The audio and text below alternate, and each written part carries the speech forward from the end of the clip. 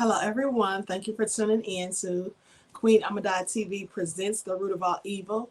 Also, thanks to those of you tuned in on my other channel, Queen Ahmadiyyah TV presents True Crimes. Okay, so I'm going to be talking about a nefarious police officer by the name of Antoinette Renee Frank from New Orleans, Louisiana, who in 1995 decided to kill the people that she was working for. And I don't mean the police, but she was actually working a second job, and she was a security officer at a restaurant, a Vietnamese restaurant.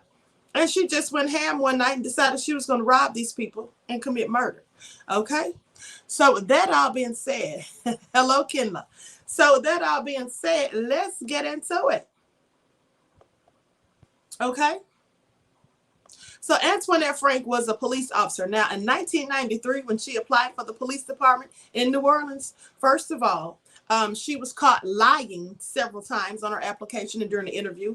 And then not only that, when she took the psychological exam, she failed it 2 or 3 times. And in fact, they stamped the test, her test results. They stamped and said, absolutely, do not hire.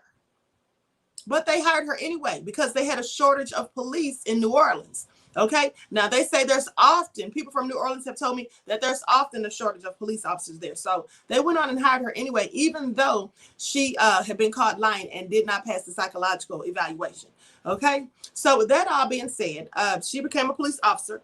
And so one day there was a guy by the name of Rogers Lacasse. Now, Rogers Lacasse had been known as a drug dealer and a thug, pretty much, right? He had had a few run-ins with the police. Well, he ended up getting shot. Well, just so happened that Antoinette Frank was the officer who was sent to go take his statement while he was in the hospital. So as she's visiting him in the hospital to get a statement from him about what happened or whatever, so she starts having this, conversation with him, and she decides that she wants to get him out of the street life and, turn him into a better person, like reform him. So they end up hanging out. And then before you know it, the relationship turns sexual. Okay? Wow, they must have been desperate. So anyway, so they start having a sexual relationship. And then before you know it, she's riding around with him in her police cruiser. Mind you, this guy is a whole thug and he's been arrested. And the police have a history with him. They know him as a thug and all this. So anyway, she's riding around with him in her police cruiser. And then she's lying, telling people when they see them together, she's literally telling people that he's her nephew or he's her cousin, just making up all these excuses. And then some of the officers know she's lying because they know him from the streets. But I guess they don't say anything. Maybe some of them told or whatever, but nobody did anything about it. So then some people even said that they had seen her letting Rogers drive her police cruiser, not just riding in the passenger side with her, but literally driving it. So that's all crazy, right? So anyway, like I said, she was working at this Vietnamese restaurant, and there was another officer, a white officer. I believe his name was Randy Williams. He was working there as well. And so he was the person who was really in charge of scheduling. Like for whatever officers would work there, he would do the scheduling, okay? Melanie Brown said she lost her whole mind. Ronald Williams, that was his name. His name was Ronald Williams. But anyway, he was in charge of the scheduling. Okay, so now let's talk about what happened. So on midnight of March 4th, 1995, Antoinette Frank and Rogers Lacasse, they visited Kim Am, which is the Vietnamese restaurant where she had been working. Now, it was run by the Vu family, and it was over in New Orleans East, okay? So she had been there. She had a good relationship with them, a good rapport, because not only did she work with them, sometimes when she wasn't even on duty, they would give her free food and stuff like that. So clearly they liked her, right? Okay, so anyway, as the employees cleaned up the restaurant this night, Chow Vu went into the kitchen to count the money and entered the dining room of the restaurant to pay Ronald A. Williams, who was the other officer. Now, he was white, okay? Ronald A. Williams was a white officer. And I don't know if I told you, but Antoinette is black, okay? So anyway, Chow Vu went into the back of the restaurant to get the money to come back and pay Officer Ronald A. Williams. Now, Williams was a colleague of Frank's who had been working in the security, working as a security guard during the night to supplement his police salary. So anyway, He had actually joined the police department in 1992, and he was married and he had 2 children. Now, when Chow Vu went to pay him, she noticed Frank approaching the restaurant. So here comes Antoinette and her friend Rogers, who I believe at the time was like 17 or 18. He was younger than her because she was like 23 or 4 or something like that. So anyway, she sees them headed for the restaurant. Okay, now Frank and Lacoste had been at the restaurant twice earlier that night. So now here they come again.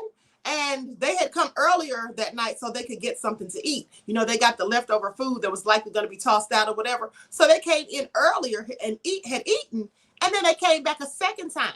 Now, when she sees them come the third time, she's getting suspicious, like, wait a minute, hold up. Why are they coming right back? They just left a little while ago, and this is the third trip. But another thing to note is Chow Vu had also noticed that the key was missing to the restaurant. Because when she went to put the money up, right, take it in the back, after they started closing and cleaning up everything, she noticed, wait a minute, where's my key? And then the last time she remembered having the key, in fact, was when Antoinette had come back the second time with her friend Rogers, Lacoste. So she's thinking, wait a minute, where's the key? I can't find it all of a sudden. And so she was probably, I don't know for sure, but she was likely thinking, wait a minute, did Antoinette take the key? So anyway, so Frank and Lacoste had been to the restaurant twice earlier or whatever. When Chow Vu had let her out on the last visit, that's when she realized she didn't have the key any longer after she had locked the door or after she had locked the door. Okay, so Chow and Kwok and the employee, hold on, I'm sorry. After she noticed the key was missing, she got suspicious when she saw them coming back. So she told her brother, her younger brother, I believe his name was Vu, he was going to answer the door, and she told him, no, don't open it, because she was suspicious. Now, not only was she suspicious of Antoinette and Rogers because that was their third time coming back, but she had checked out Rogers, and he looked like a thug to her, like a gang member or something. You know, even though they didn't really have gangs in New Orleans back then, but she thought he looked like a gang member, you know, an unsavory character because he had all the gold teeth. You know, it's a big thing in New Orleans. Remember, if any of you know anything about New Orleans, you know, honey, a lot of people, especially in the 90s, they had all the golds, okay? Police. So anyway, he had a gold grill, and I'm not talking about the pullouts. They literally had the real ones back then. So she clearly thought he was a thug and got suspicious, not only because of that, not only because it was the third time coming back, but also because Officer Ronald A. Williams, after they left the last time, he told them, he said, I don't trust them. He said, the two of them together, he said, they are bad news. So he obviously recognized Rogers Lacoste from the streets also, because even though Antoinette had introduced them to Chow and Vu as her nephew as well. So Ronald clearly, Queen Gold was the thing. Yes, it was, honey. You know it was, because I used to love the dudes with gold grills. Okay, especially if they was dark skin. But anyway, I digress. So anyway, with that all being said, she told her brother not to let them in. But guess what? The door comes open and they walks in anyway. Clearly because Antoinette stole the key when she was there the last time, right? So anyway, General Louverture said, please. They still rocking gold in the dirty South. Yes, you know it. Yup, some of my family have them golds, okay? Louise said, queen. Okay, so anyway, they come in, right? So now, by now, they had to be scared. Because wait a minute, y'all done stole the key, and now y'all back for a third time? Whatever could they want is what they thinking now. Antoinette came in first, and she's walking ahead. So what happens is, you know, they're asking her, you know, Chow was asking her, what are you doing? What are you doing with the key? Why do you have the key, Antoinette? She doesn't say anything. She ignores her and starts heading towards the back. Now let me read it from here because I don't want to leave out any details. Okay, so she starts walking towards the back. She entered the front door using her key that she had stolen earlier at the restaurant, and she walked quickly past Williams, pushing Chow. Okay, and Chow's brother Kwok. Now, a restaurant employee she pushed them into the restaurant. She pushed them into the restaurant and into the employee door that led to the kitchen. Now, Williams started to follow in hopes to finding out what exactly is going on. So Officer Ronald Williams, when he sees her come back and she just walks in with the key like she owned the place, and now she's pushing them towards the back, he's following her like, wait a minute, hold up, what are you doing? What's going on here? So Lacoste, her friend Rogers, the sidekick, he shoots Williams, all right? He catches him off guard because obviously Williams didn't even notice him because he's trying to see what Antoinette is up to. So Rogers Lacoste walks up behind him and shoots the man, instantly paralyzing him because I think he shot him in the neck the first time, right? So Williams started to follow in hopes of finding out what was going on, and then shots rang out. Lacoste had slipped behind Williams and shot him in the neck, severing his spinal cord and instantly paralyzing him. Now, as Williams fell, Lacoste continued to shoot him in the head and back. So he just massacred the man, honey, mortally wounded him. Now, as Frank turned back to the dining room of the restaurant, Chow grabbed Kwok and they ran to hide. Now, Chow, Kwok, and the employee hid in the rear of the large walk-in cooler that was in the kitchen, and they turned out the lights as they entered. What they did not know was the whereabouts of their other sister and brother who were also in the restaurant. And that was Ha and Kuang Vu, who had been sweeping the dining room floors when Frank entered the restaurant. Now, from inside the cooler, Chow and Kwok, they could partially see the kitchen and the front of the restaurant. Chow initially could see Frank looking for something in the kitchen. Y'all know what she was looking for? She was looking for that money. Because, see, here's the thing. When they were counting the money earlier that night, when Antoinette and Lacoste came in there, they had mentioned that they had a good night and they had made like $25,000. And Antoinette and Rogers Lacoste heard them. So that's what they were looking for. They came here to kill them because they wanted that money, honey. They heard how much Skrilla they had. And so they were frantically looking through the kitchen. They would even look in the microwave. Like, who would even think to look in the microwave, honey? But guess what? That's where the money was. Okay, because Chow had actually, when she saw Antoinette coming back the third time, that's when she told her brother, don't let them in here. And she grabbed the money and went to hide it because she must have known, honey, intuition or something. But she knew they were coming to steal. So she hid the money in the microwave, but they actually found it. So as Frank moved out of Chow's line of vision, additional gunshots were fired. But then they observed Frank searching where the Vus usually kept their money. So Frank and Lacoste had been shouting at Ha and Kuang, demanding the money for the restaurant, but they did not know where Chow had hidden it. They honestly didn't know. They had been sweeping the floors. They didn't even know that Chow was suspicious of Antoinette or anything. They didn't have any idea where the money was. So they're yelling at them, and so Frank pistol whipped them. She pistol whipped 17-year-old Kuang when he hesitated in revealing the location of the money. Poor thing, he didn't know where it was, honestly. Okay, then Frank got the money out of the microwave. Then she shot 21-year-old Ha 3 times as she knelt on the floor, pleading for her life. Both of them was pleading for their lives, honey, before she shot him. They were holding hands, and pleading for their lives. But she shot them, honey, like they were dogs in the street. Then, after she shot Kuang 3 times, she realized that Lacoste had left the premises. Now, Lacoste, I don't know why he left, but anyway, he had dipped. So Chow then tried frantically to call 911 on her cell phone while she was hiding in the cooler, okay? But the cooler prevented her from getting a stable signal.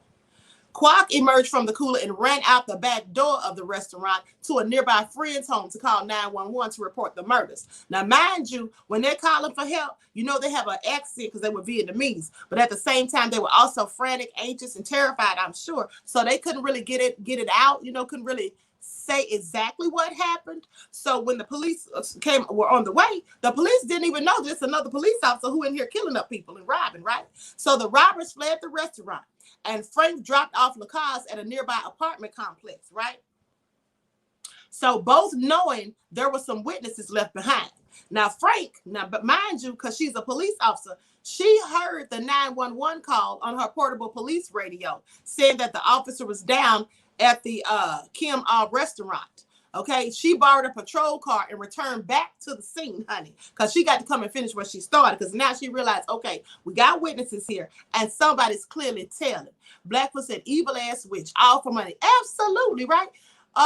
Marilyn said, "That's messed up." Yes, it is. Eric says, "I'm Black Queen." Okay, beloved. Now, so with that all being said, she goes back, and now this is how you know she had to be a crazy person, right? She already done came in there, killed up people, stole the money, ran and fled. Dropped off her accomplice. Now she's going to come back posing like she's a responding officer. Like they didn't just see her come there and kill people. So she comes back, act like she's a responding officer. Now she intended, what her intentions were was to go back and kill Chow and Kwok, okay? In order to ensure that there would be no more witnesses left. Parking her car in the rear, Frank entered through the back door of the restaurant and made her way through to the kitchen, through the dining room, where Chow waited for help at the front door. Now, as Chow bolted through the restaurant's front door to the safety of arriving officers, Frank immediately identified herself as a police officer. Oh, she thought she was slick, honey.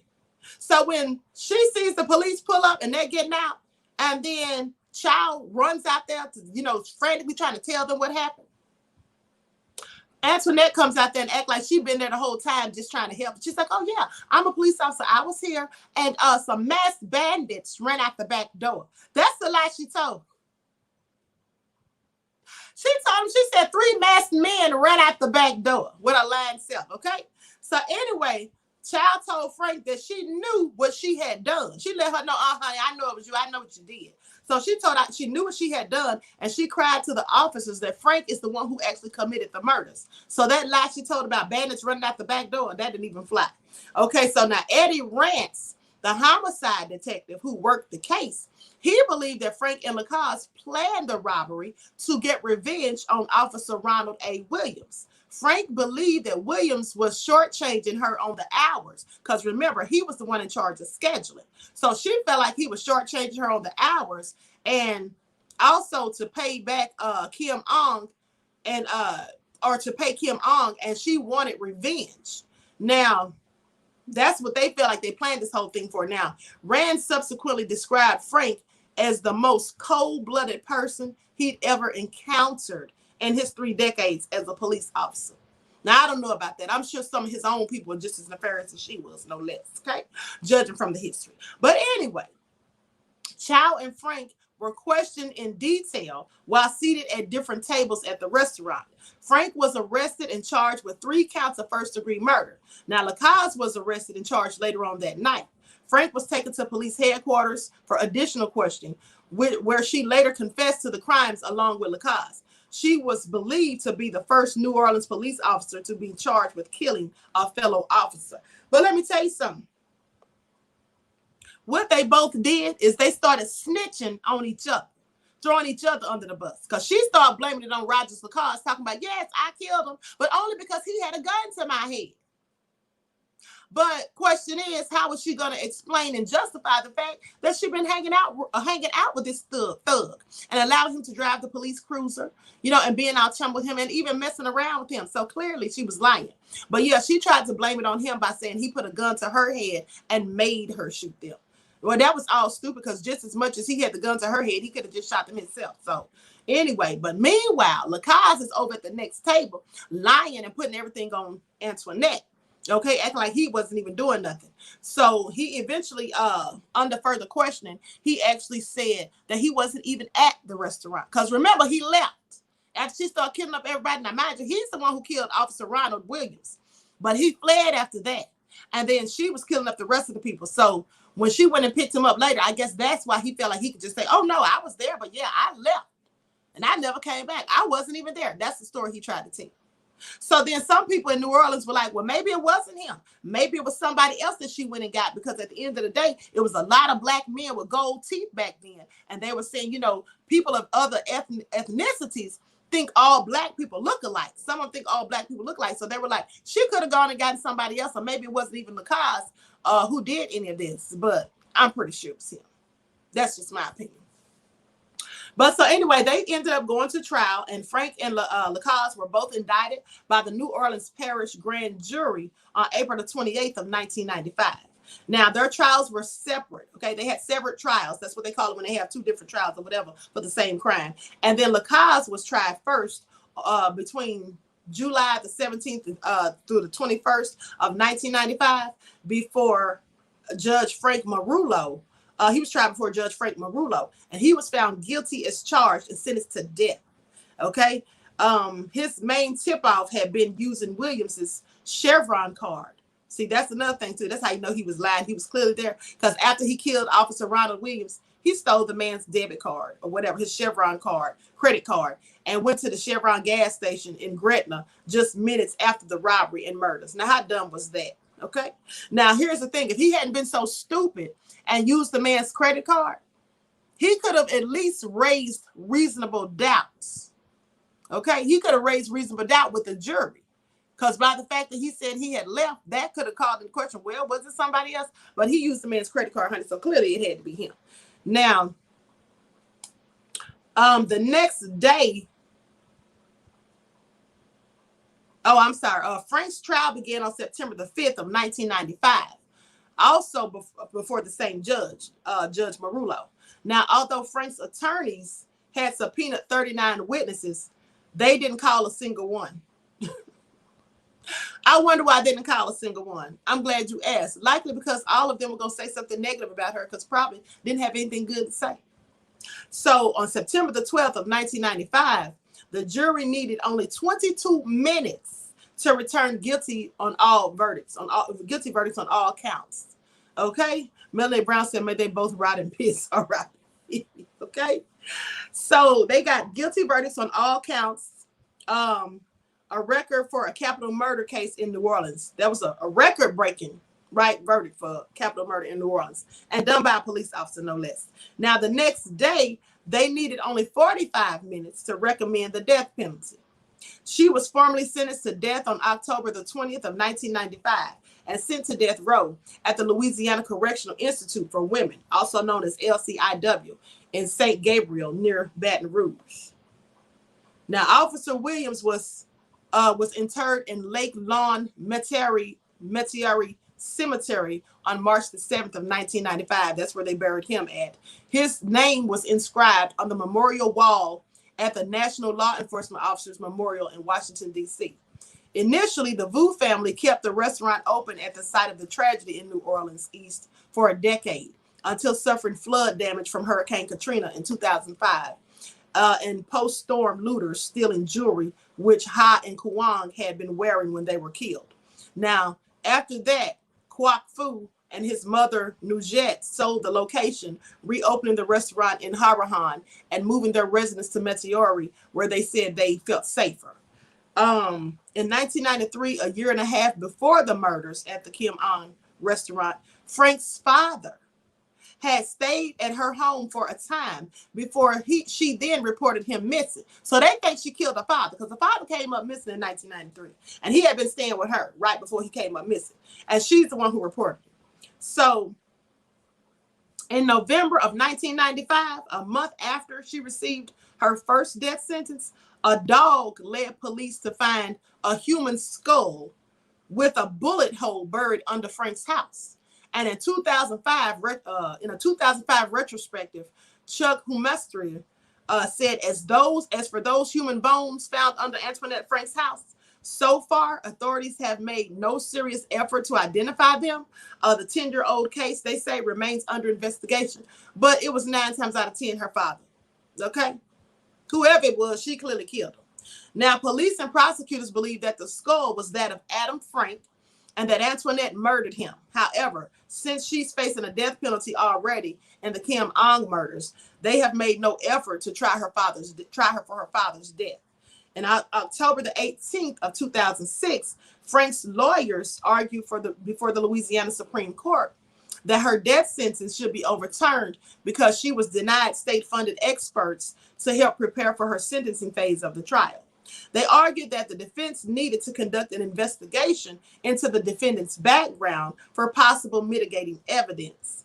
Now, Frank's attorneys introduced the testimony of psychiatrists who, in fact, said that it was possible that traumatic events in Frank's early childhood could have affected her behavior at the time of the murders, and she may have been suffering from post-traumatic stress disorder.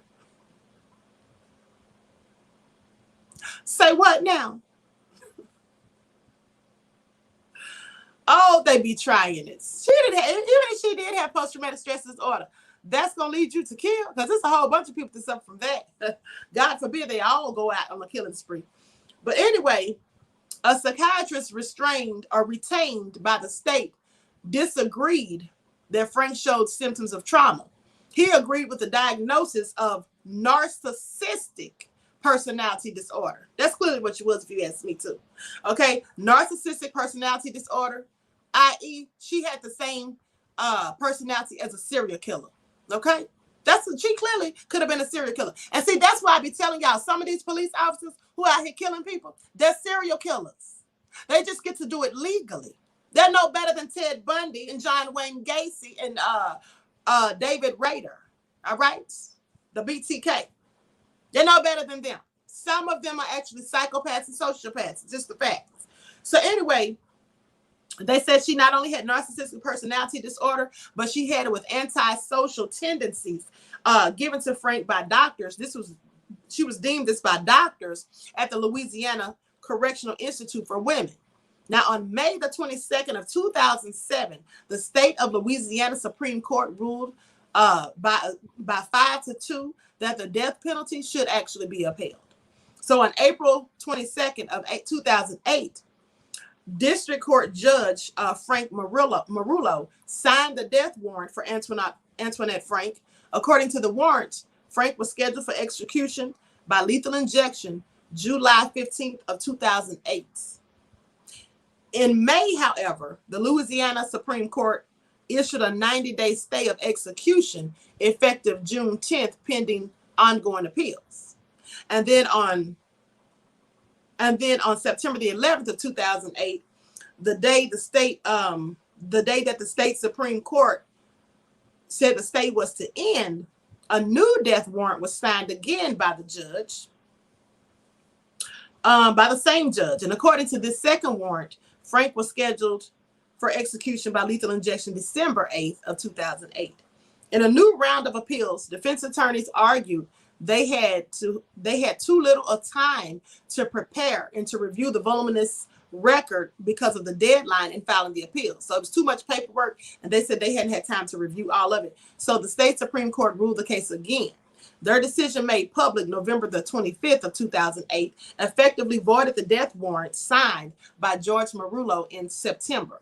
Now, in September of 2009, Frank's lawyers moved to have Judge Marullo removed from the ongoing post-conviction appeals on the grounds of bias, okay, given that he had already signed the death warrants for her in the first place. Now, Louisiana State Judge Laurie White heard the motion in September of 2009, and on January the 3rd of 2010, ruled that Marullo should not be taken off the case. Now, Frank's attorney stated she would appeal the ruling at the state Supreme Court, which had already overruled both of Marullo's death warrants. However, yet another lower court state judge ruled in October of 2010 that Marullo had to be recused from the Frank and Lacaze cases because it was unclear if he had been open with the defense teams about his own surprising connection to the gun that was used in the restaurant murders. See, Marullo's signature appeared on an order authorizing Frank to take the murder weapon from the evidence room. Marullo has long maintained the signature was forged. It wasn't forged, honey. He signed it, trust me. No female has been executed by the state of Louisiana since 1942. On July the 23rd of 2015, retired District Judge Michael Kirby threw out Roger Lacaze's conviction and sentence and ordered a new trial. Now, this is for Roger Lacaze. They threw out his conviction. They had a new trial. And then Kirby said that Lacaze served or deserved a new trial because one of the jurors hid the facts that he was a Louisiana state trooper and previously worked as a railroad policeman. Now, you see how they get down? They're going to make sure they get you guilty, right? They're going to make sure they get justice. So he had that information. Now, at the time, commissioned law enforcement officers were legally barred from sitting on a jury, of course, because of bias. Now, Kirby wrote that while he felt the evidence of Lacaze's guilt was overwhelming, the juror misconduct amounted to a structural defect and a violation of the constitutional right.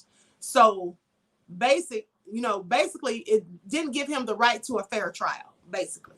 Okay. And also that the only remedy to fix this issue was a new trial. So Kirby's ruling had no effect on Frank's conviction because she didn't have the same issue.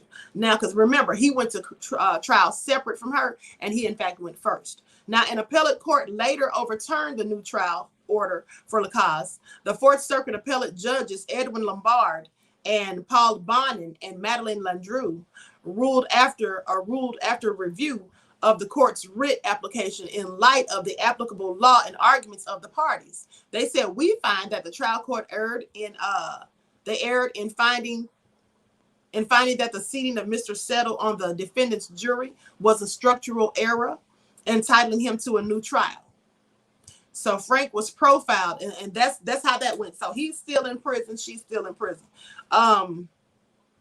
Antoinette Frank was profiled on a that show Deadly Women on ID channel in 2009. She was also on an episode of Snapped Killer Couples in 2015, and also I'll Kill for You in 2016.